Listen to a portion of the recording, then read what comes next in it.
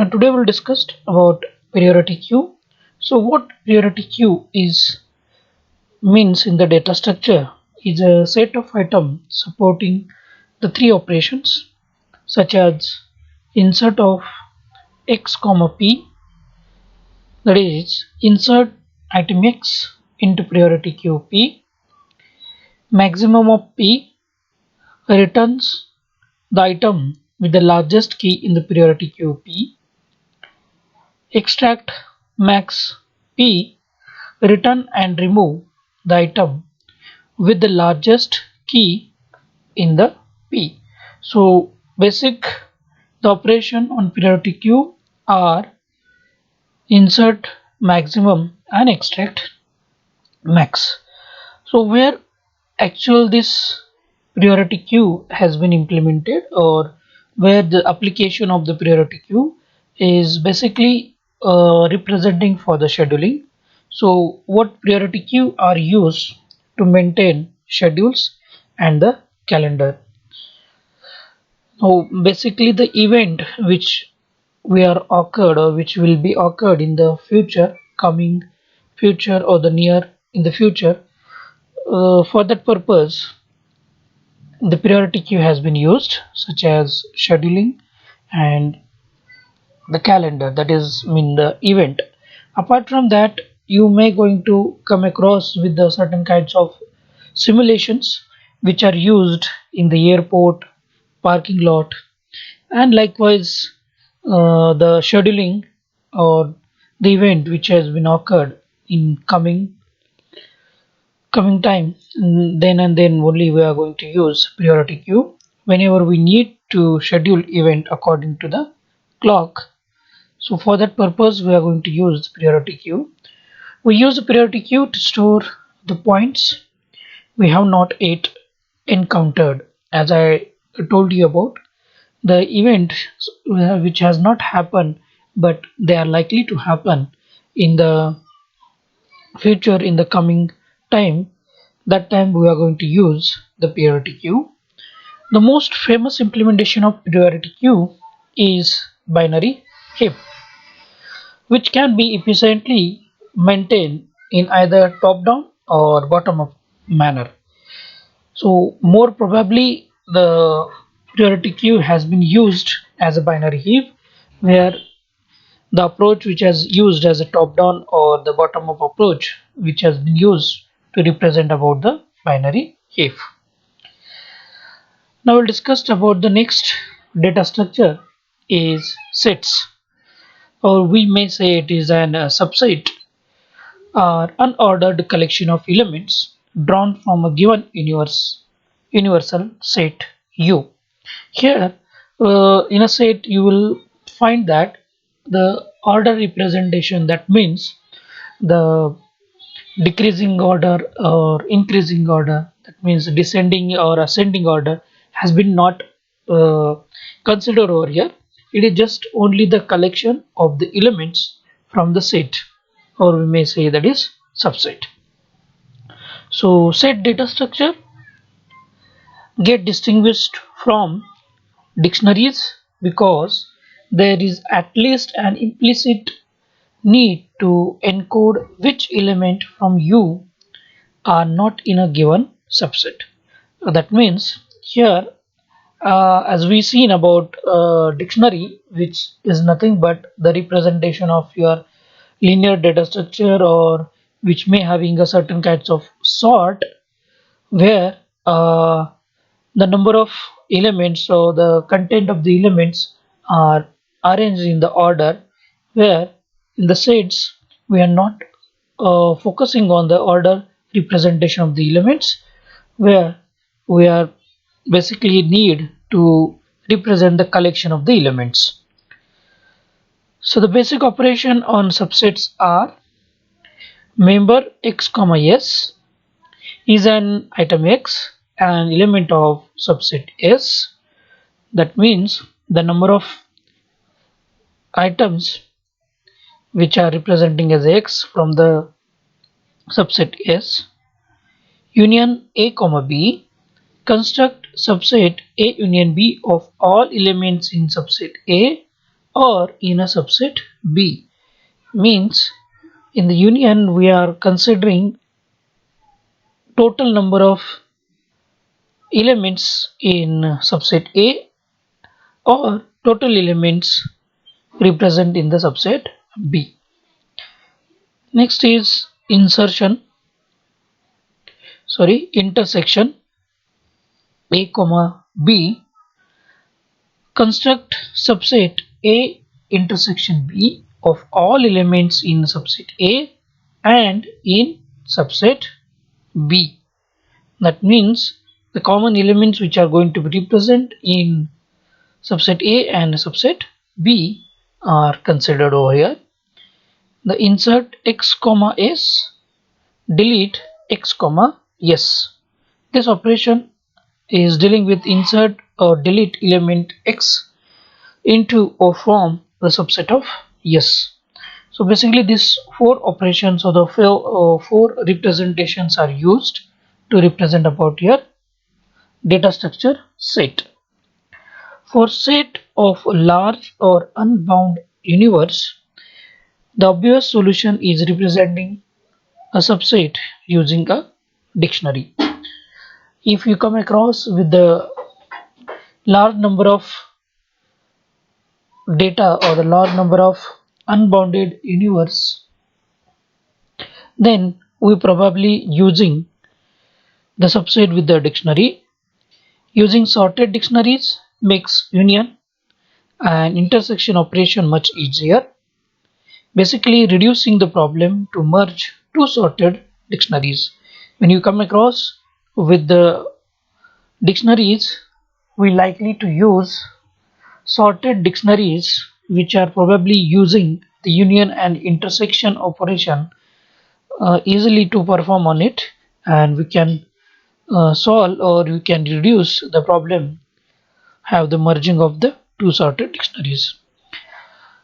Now if you dealing with all types of data structure or that element of data structure such as stack, queue, dictionary, then priority queue and the sets, there might we have to use the object libraries. So what object library are to represent about the data structures? Users of modern object-oriented language such as C++ and Java have implemented of this basic data structure available using standard libraries. Means whenever you come across with the representation of object-oriented languages, we should use the object libraries to solve or to represent the given sort of problem using data structure with available standard libraries. So first we'll discuss about C++ standard library, standard template libraries. So what is a C library of general purpose data structure like stack and queue cannot really exist because function in C cannot tell the type of their argument. Here you you should remember that if I am going to use the C language and I need to perform the operations on stack and the queue, which does not, or we may say that is the function on these functions in the C will not going to be tell what kind of arguments basically they are dealing with. Thus we would have to define separate routines such as push int and push character for every possible data types, as it is not giving what kind of or what type of arguments we are going to be used. That means whether that arguments are integer, float or the character, we need to implement the separate representation such as push int and the push character for every data type. So the templates are C++ mechanism to define abstract object which can be parameterized by type. The C++ standard template library provides implementation of all the data structures defined above and much more.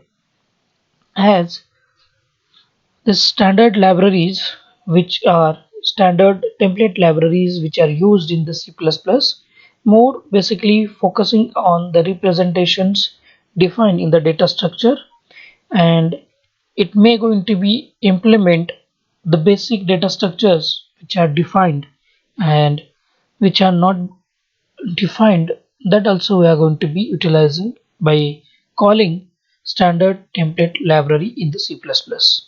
So here what the standard library, the syntax which are used, or the header file we are going to be used while doing the program is hash include stl.h, that is standard temporary library, template library, where the stack int s and stack character t, which is the two stack which has been declared with the different data types.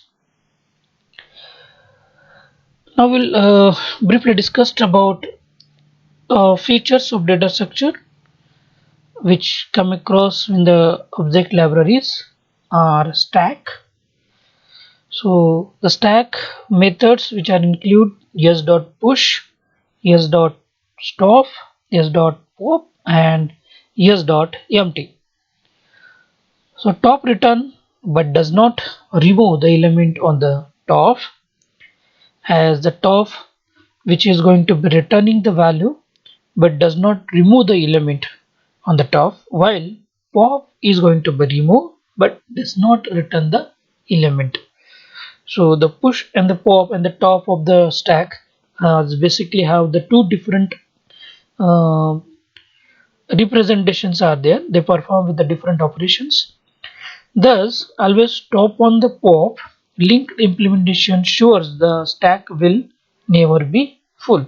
As to implement about the stack, instead of array, if I used the link and more, it has been suggested that you should use link instead of array, so that will ensure you the stack will never be full. So the queue, the methods which are queue.front, queue.back, queue.push and queue.pop and queue.empty. And as we have discussed about what kind of scenario or what kind of operations are going to be performed on the stack, the same which are going to be implemented for the queue also. Dictionaries, that is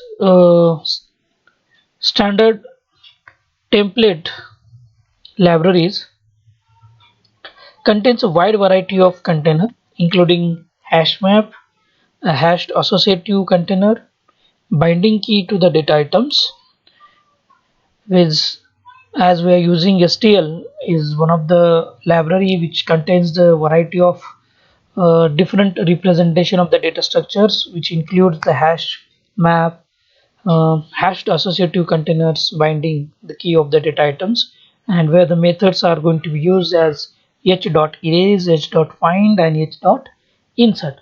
These we are going to be used for the representation of your object libraries. Next, which are having is a priority queue. Declare priority queue int q, whose method includes queue.top, queue.push, queue.pop and queue.empty, which more basically we are using for the priority queues. And the last one is, as we seen as a elementary data structure, is set. The sets are represented as stored associative containers. Declared set key comma comparison, yes. Set algorithm includes set union and the set insertion, as well as other standard set operations. As uh, the set algorithm contains the union and the intersection, which always is going to be represent about the standard set operations, which has been represent on unsorted data or unsorted elements which are represent in the subsets. Next we see about the java.util packages. So it consists about what kind of object libraries if I'm going to be used Java as a program to solve a given problem statement. Till now we have seen about what is object libraries, what object libraries has been used, that is one is the STL, and more commonly if I'm going to use object oriented programming, that is C++, what kind of stuff or what kind of information or what kind of data or what kind of data elements which are being used in a C++. Now we are going to discuss about the Java language and what libraries we are going to be used is java.util package. This most commonly used package to solve. The package is nothing but a library which is uh, represent or which used by the Java program. So useful standard Java object appear in the java.util package. Almost all java.util is available on the Judge except for a few libraries which provides an unhealthy degree of power to the contest. contest. That means here you will find that is when you submit your solution or the submit your problem to the online judge, that means the website which have been discussed where you have to put all the solution on that website where the java.util package is available, and with some of the exceptions the libraries are not healthy or which are not providing good nodes that are using it. The collection of all Java defines an inheritance hierarchy, which means that subclasses are built on superclasses by adding method and variables. Here, the Java classes basically is they are defined with the inheritance hierarchy, where the content or the members of superclass are or the methods of a superclass can be accessed in the subclasses. So it will be easy for the programmer to use the superclass methods or the variables in their subclasses. As you move up the hierarchy, inheritance hierarchy, classes become more general and more abstract. As we go up to the hierarchy representation of inheritance, you will find or you will come across that the classes are become more general and more abstract, means they are going to be representing about the specific representation or the specific use has been represent for a given problem. The sole purpose of the abstract class is to provide an appropriate superclass from which other cases may inherit its interface and or implementation.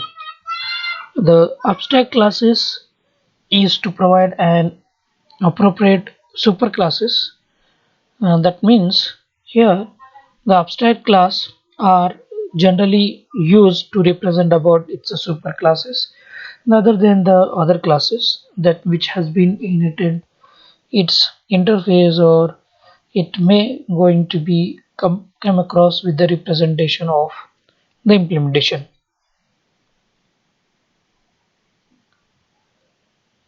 Thank you.